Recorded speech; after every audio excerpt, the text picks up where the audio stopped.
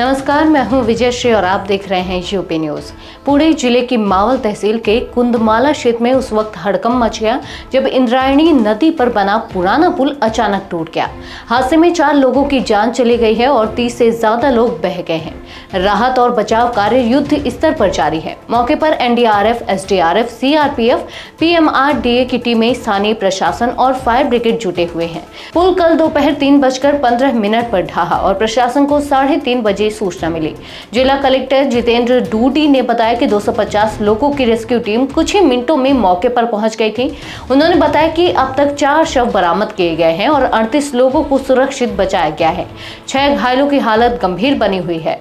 उन्होंने कहा कि तब तक ऑपरेशन जारी रहेगा जब तक एक व्यक्ति और शव की तलाश पूरी नहीं हो जाती। स्थानीय लोगों के अनुसार यह पुल पहले से ही जर्जर हालत में था और इसे 2 से 3 महीने पहले बंद भी कर दिया गया था, लेकिन किसी तरह की निगरानी न होने से लोग इस पर चढ़ते रहे। हादसे के वक्त 250 से 300 लोग पुल पर थे, जिनमें से कई सेल्फी ले रहे थे। इसी दौरान अचानक पुल टूट गया और लोग नदी में गिर गए। हादसे में बचे एक पर्यटक गणेश पवार ने बताया कि सब कुछ सिर्फ 3 सेकंड में हुआ। उन्होंने एक जगह पकड़कर खुद को बचाया, लेकिन उनकी बाइक बह गई। उनका कहना है कि पुल झुका हुआ था और भारी भीड़ की वजह से हादसा हुआ। मुख्यमंत्री देवेंद्र फडणवीस ने इस हादसे पर दुख जताते हुए कहा कि एनडीआरएफ को तुरंत मौके पर भेजा गया और सभी एजेंसियों को अलर्ट पर रखा गया। उन्होंने मृतकों के परिवार को 5-5 लाख रुपए की आर्थिक मदद और घायलों का मुफ्त इलाज कराने का ऐलान किया है। पीएम नरेंद्र मोदी ने भी फोन कर सीएम से बात कर हालात की जानकारी ली और दुख जताया। उप मुख्यमंत्री अजित पवार ने कहा कि पुल को जंग लग चुका था और उसके ऊपर अत्यधिक भीड़ इकट्ठा हो गई थी, जिससे यह हादसा हुआ। उन्होंने कहा कि सरकार घायलों को इलाज दिलाएगी और घटना की पूरी जांच की जाएगी। एकनाथ शिंदे ने भी हादसे को दुर्भाग्यपूर्ण बताते हुए कहा कि सभी पुलों का स्ट्रक्चरल ऑडिट कराया जाएगा और किसी भी दोषी को बख्शा नहीं जाएगा। मंत्री गिरीश महाजन ने कहा कि मलबे में शवों की संभावना है और जेसीबी मशीनों से मलबा हटाने का काम चल रहा है।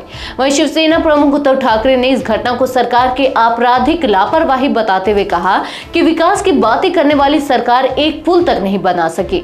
उन्होंने इस घटना के लिए प्रशासन और सरकार को जिम्मेदार ठहराया। उद्धव ठाकरे ने मालवण के राजकोट किले की घटना का भी जिक्र किया। अब तक हादसे में जिन 4 लोगों की जान गई उनमें चंद्रकांत साठले, रोहित माने, विहान माने और एक अज्ञात व्यक्ति शामिल है। घायलों को पवना, मायमर, अथर्व और यूनिक हॉस्पिटल में भर्ती कराया गया है। पुल की उम्र लगभग 30 साल बताई जा रही है और यह 2 गांवों को जोड़ता था। इस हादसे ने एक बार फिर राज्य के बुनियादी ढांचे और पर्यटक स्थलों की सुरक्षा पर सवाल खड़े कर दिए हैं। अब देखना यह है कि इस त्रासदी के बाद सरकार क्या सख्त कदम उठाती है और क्या दोषियों को सजा मिलती है, या फिर यह मामला भी बाकी हादसों की तरह ठंडे बस्ते में चला जाएगा। आज के लिए बस इतना ही। अगर आपके इलाके में कोई समस्या है तो आप चुप मत रहिए, अपनी शिकायत हमें भेजिए। यूपी न्यूज आपकी आवाज को जिम्मेदारों तक पहुंचाएगा, निष्पक्षता और गोपनीयता के साथ। यूपी न्यूज, जनता की आवाज, जनता की ताकत।